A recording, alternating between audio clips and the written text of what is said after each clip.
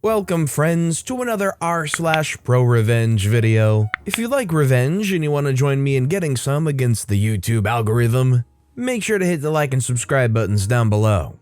That said, our first story of the day is by Stingray Rodriguez. You probably shouldn't mistreat your employees if they can destroy your livelihood simply by walking away. Background: for the last 2.5 years, I've handled personal injury claims for an attorney. He's a solo practitioner, meaning he's the only attorney at the firm. There's no HR, just me and 2 other paralegals and a bookkeeper. The other paralegals do workers' comp and have no experience with or knowledge of personal injury cases. I was trained by the person I replaced before they officially left. So now I'm the only one who knows how to do my job. I'm also the only one who's been able to work weekends, which he needs in order to work on big projects. I'm also the only one who's a certified Notary Public. The attorney's in his mid to late 60s and refuses to adapt to technology. He cannot type, not on a keyboard, not on a phone. Once, when I was absent, he tried to get into my computer. He called me because he claimed my keyboard was missing the N key. I explained where the N is and he found out, but ultimately couldn't unlock my computer because he doesn't comprehend how Shift works. Every document, every email, every letter that has ever been sent from his office was typed by someone else. He doesn't have his own email account, not even a personal account. When he gives people an email, it seems like it's his email with his name, but a paralegal's behind the account, and acts as him when replying to emails. The abuse/jerk behavior: the first time I knew something was wrong was after I sent an email that was misinterpreted by the recipient. So they thought we would be paying a client's debt out of their settlement, even though we hadn't determined that yet. I didn't say that to the creditor. I was trying to ask for a breakdown of the charges, but the way I worded it was too vague and it was my mistake. But it was so blown out of proportion. He called me and my coworkers into his office, literally only so they could be an audience to me getting yelled at as a humiliation tactic. He then accused my coworkers one by one. "Would you have done this?" And they all responded, "No, of course not, never." I thought him calling in my coworkers for this was so disgusting. At that moment, I knew this was no good and I had to get out of there. But I couldn't leave because I needed his recommendation for law school. One thing he hates is missed time.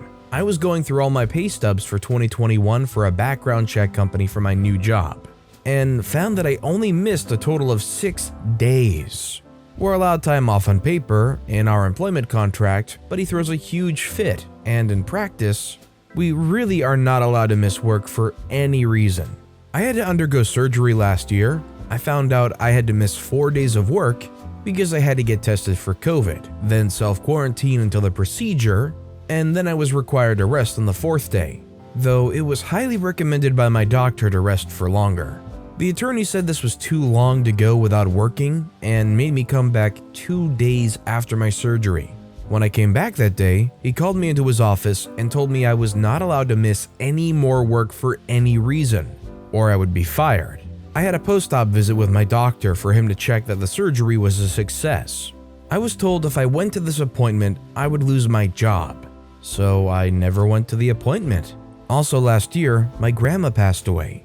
I was only allowed a half day off, only to attend the wake. The funeral was on a Sunday, which is usually when I work with him, so he had me come in that Saturday instead, the day before the funeral. All my family from all over the country had come up, and they were all getting together that day, but I missed it. When I was there Saturday, he told me that I needed to come in briefly the next day to notarize something. The time he provided was in the middle of the funeral. I said no, reminded him about the funeral. He said I at least had to be available by phone at that time to do the notarization remotely. I refused. Another paralegal last year requested Christmas Eve off following the proper method outlined in the personnel policy. More than 30 days beforehand, she asked everyone else if we would be available. We all agreed we would be. She marked everyone's calendars and left a note for the attorney. When she returned the next day, he had responded by leaving a post-it note on her desk with "No" written on it. He then created a new rule that all employees were required to work Christmas Eve and New Year's Eve. Earlier this year, there was a terrible snowstorm. The office closed that day, luckily. In my neighborhood, we all park on the street, and during snowstorms, cars need to be removed from the street for plows. My landlord told me to park in this church parking lot with the rest of the neighborhood. I parked there, and the next day, the parking lot had not been plowed when it was time to go to work. There was feet of snow. Even if my car was cleared, I wouldn't be able to move it through. I called the attorney, and he said I clearly don't care about this job, I'm taking advantage of him, and if I don't come in, that this is unacceptable and I'd be fired. He directed me to take an Uber. I checked the Uber app and waited for over an hour. No Ubers were available the entire time. I live in a remote area. I called the attorney again, and he decided to come pick me up and bring me to work himself, but then had me find my own ride home. There was another snowstorm the next month. I was staying at my boyfriend's, and his driveway was on a small incline. I couldn't get my car up the driveway in the snow. I tried for so long, all different directions and angles and speeds, and it could not go. The attorney gave me the same exact speech again and accused me of lying and taking advantage of him, and said all my coworkers got in perfectly fine. Once the driveway was plowed, I was able to come into work. I was 2 to 3 hours late. He called me into his office and said I'm on probation, forbidden from using personal time. The 2 to 3 hours would be taken out of my paycheck. He also told me I shouldn't stay over at my boyfriend's house on a work night. At this time, I had received my letter of recommendation from him, gotten into a great law school, and had been looking for new jobs and doing virtual interviews during my lunch. Around March, he notified us that he canceled our pension plan, and we were all getting payouts. Mine was a significant amount of money that I desperately needed to repay a personal loan. He said the payout would be in September. He told me that if I quit or got fired, taxes would be taken out, and I would get less than half that amount. But if I stayed, he was using some sort of tax loophole, and I'd get the full payout amount. So I stayed, hoping to leave in September. The personnel policy contains the typical rule that if a federal holiday were to fall on a weekend, the closest weekday would be off. This year, the 4th of July was to be on a Sunday, so we'd get the following Monday off. Weeks before this, the attorney passed around an amendment to the personal policy where this rule was discarded. So we had to come in on the Monday, which was technically the legal celebration of the 4th of July. Another paralegal still had her full week of vacation time at the end of her cycle, and it was going to expire. She was trying to use it all up before that would happen. She took off a Monday and a Thursday during 1 week. When she returned, the attorney announced a new rule that we could not take off multiple days per week. She had a half day remaining of her vacation time eventually, and left early one day. Of course, with the 30 days notice and everything mentioned beforehand, when she came back, he announced a new rule that we can't take half days. Either we have to take a full day off or be there all day. Other things he did, he ripped a pen out of my hand to get my attention when I was trying to talk to a client on the phone. He came into my office wanting to give me a packet of papers, and instead of handing them to me, threw them on the floor for me to retrieve and collect. At the beginning of a Zoom deposition, the court reporter said she was never sent the exhibits by me. I assured the attorney I did send them to her. He didn't believe me and directed me to sit in front of the camera in view of the attorneys, clients, and reporter, apologize, and figure out a remedy. I started to do this, and then the court reporter said, "Oh, never mind, found your email." A motion was filed in one of our cases, and he didn't know what it meant, so he had me go to websites for other law firms and anonymously ask what to do in their free chat options. He had paralegals drive him to every hearing because he didn't want to pay for parking in the city and didn't want to park any of his Porsches on a public street. He also had paralegals drive him to personal appointments, bring him through Dunkin' Donuts drive-thrus, and pick him up and drop him off at the car wash every week. No one was ever reimbursed for this. When he pulls up to the office, he idles in the road, wordlessly brings in a bag of Dunkin' Donuts and tea to the lobby, and then gets back in the car to find a parking space in the lot.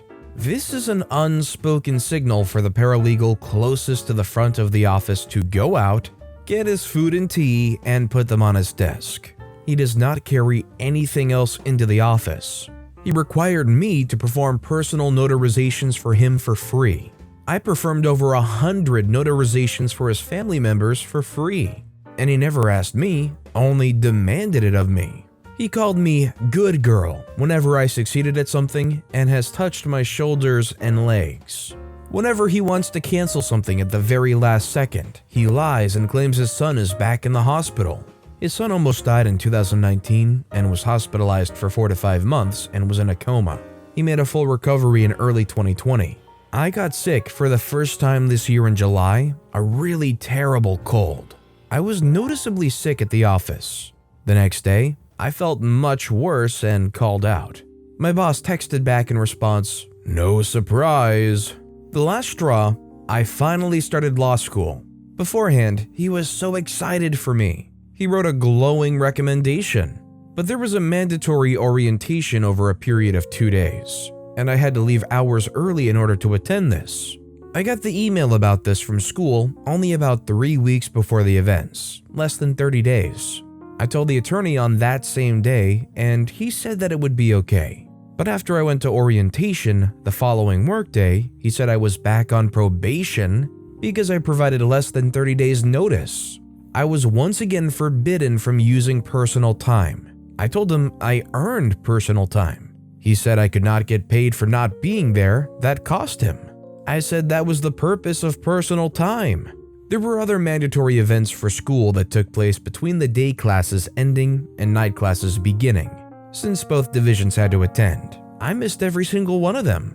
I missed my mandatory meeting with my academic advisor. I missed mandatory academic success sessions. The attorney told me that he was the most flexible employer out there, that other law firms would be more harsh and less forgiving. I thought about how all of my classmates worked full-time in the legal field and were able to attend all the mandatory sessions. I decided to schedule a meeting with my school's director for the Center for Career Development. I specifically wanted to ask about his claim that other law firms would be far less accommodating to me wanting to go to school. Let me tell you, this woman was shocked and horrified at what I told her. She muted herself to yell and swear. She told me to line up a new job, quit with no notice, and threatened to call the police if he harassed or threatened me afterwards. I stated that I was concerned about my clients. I completely handle the personal injury cases by myself. The attorney doesn't know what's going on with the cases, what to do on the cases, or how to do anything for them. He does workers' comp, and I do his personal injury cases all myself. I didn't want the clients to suffer because of me. The director responded that it absolutely would not be on me, it would be completely on him for committing malpractice. So I started applying to new jobs. It was now October, and we never got those payouts. I talked to the bookkeeper, and she revealed that this entire time, taxes were going to be taken out of it.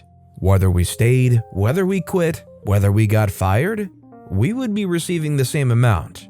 The revenge, so I lined up a new job. A perfect job working from home, flexible hours, the nicest boss and coworkers of all time, double the pay, and tons more benefits. I planned on lining them up perfectly, quitting the day before starting my new job. But there was an intervening incident in the meantime. One day, the attorney was dictating something to another paralegal, the one who mainly answers the phone. When this happens, the other paralegal and I have to be sure to answer the phone, so that she doesn't have to stop typing and interrupt the attorney's train of thought. They'd been dictating for over an hour when I decided to go to the bathroom. When I came out about 2 minutes later, the phone was ringing and I saw that the other paralegal was already on the other line. We're not allowed to let the phone ring more than twice, so the paralegal who was typing with the attorney answered the second call before I could get to my desk. The attorney instantly starts screaming and bursts into my office. "You need to answer the phone," he started. I said, "I was just in the bathroom." He said, "I don't care. You need to be here to answer the phone so that she doesn't have to stop typing. You should have held off until we were done." They then proceeded to type for another hour straight. In the meantime, I made a list of every case I had and what needed to be done on it. I made a list of every upcoming court date. I made a list of every upcoming deadline. I grabbed my folder of all the upcoming deposition notices and the upcoming interrogatory deadlines. I wrote a letter of resignation. I called my landlord and told him I was going to quit an abusive job before I start a new job, and this would result in December rent being a few weeks late.